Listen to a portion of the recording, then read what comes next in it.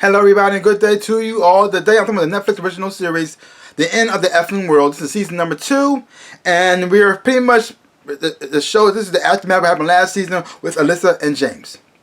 And also a continuation of a story that happened in there as well too. Now you have, James got shot last season, and it was really messed up, because he pretty much had to learn everything all over. He had to learn how to walk again. He had to pretty much, he had to be in the hospital for a long period of time. He had to get a bunch of surgeries done to him, and also left some lasting effects on him, like he has a bad leg now. He also pretty much can't have sex anymore, because it kind of made him impotent. I mean, he probably could take pills, maybe it might work, I don't know, but the way you said he can't get an erection anymore, he's not sure it could even work. Yeah. But, and even make the matter even worse, he had to break up with Alyssa, because Alyssa's mom came to visit him while he's in the hospital, and pretty much forcing her to write a letter to Alyssa to pretty much tell her he wouldn't be with her no more, and he was not in love with her, because all her mom wanted to do was pretty much protect her from this man who she feels like ruining her life. And so you see how, so you got James recovering, getting better. You have Alyssa. Life is in a fog now, because she's still dealing with she's going through PTSD, because she almost got raped last season and almost got killed, and so James killed the guy in front of her, and so that messes her up. Also messes the fact that James, she realized that James was going to kill her too, but she got past that situation. But the fact that she almost died, and she hasn't really got through this. Then the guy who she was in love with breaks up with her over in a letter. And so now she's pretty much numb to the world now. She just doesn't feel anything.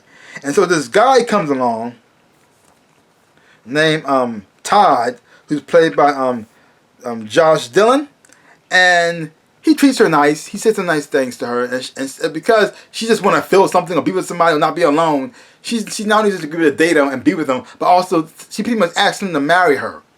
Even though she doesn't love him, even though she doesn't want to be with him, and so that too. And though she does go through with it, and she marries him, and then next thing you know, James shows up again, because James get a letter in the mail with a bullet with his name on it.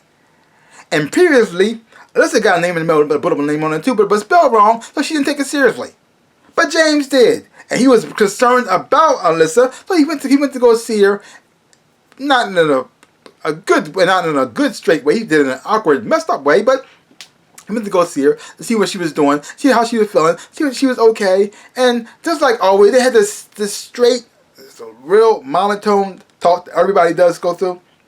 Nobody really shows too much emotions, too much in here, but you can tell that they care about each other and how they feel about each other, even though they're not really expressing it really through their faces or through their verbal speaking. Anywho, and then you see them how they figure out you got James want to figure out what's going on, but not expressing that.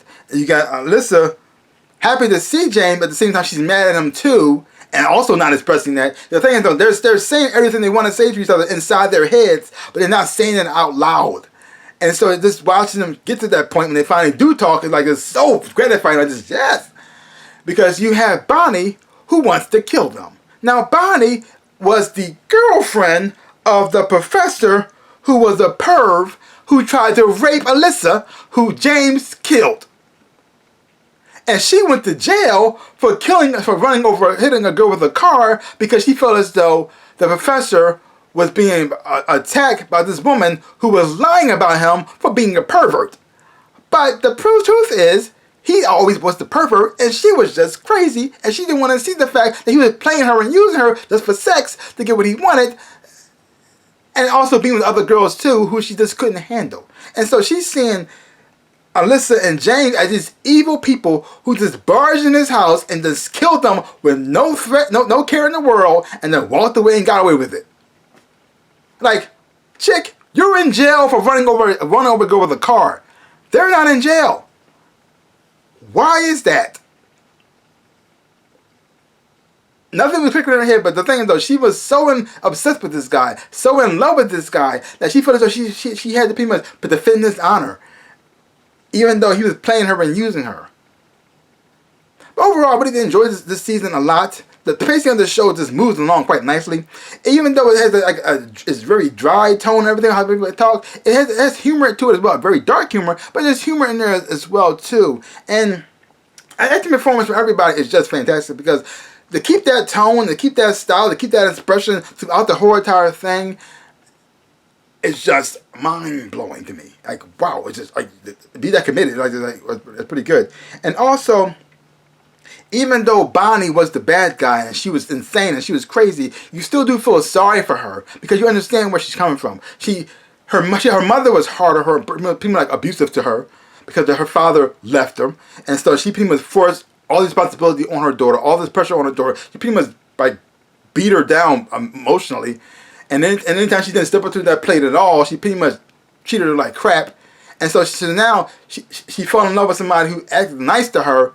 You can see why she went down this path, because anybody who showed her some type of kindness, she thought it was like love, even though he was constantly using her, and she kind of saw the signs he was using her too. But the fact that she was so desperate for somebody to care about her, to look at her like she was special, that she went along with it to the point that it made her crazy.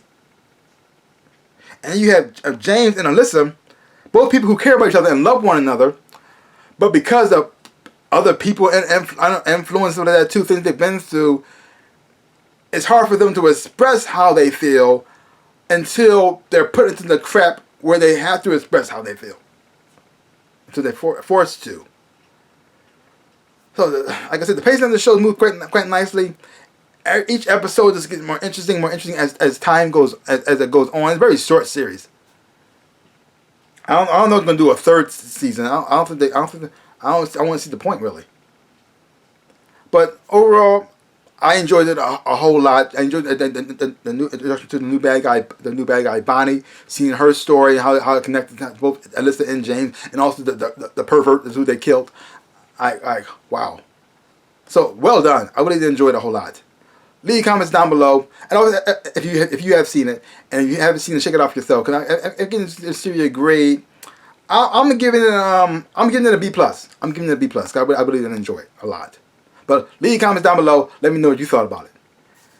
I think that's all I got to say about that. So give my channel a like, hit the thumbs up, shaboop, and subscribe to my channel and share.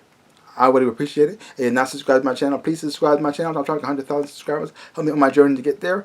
And for all those who have already subscribed, I just want to say thank you for all your support. Like I always say, in my dreams of a life, I am the Ninja Rabbit. Peace out, people.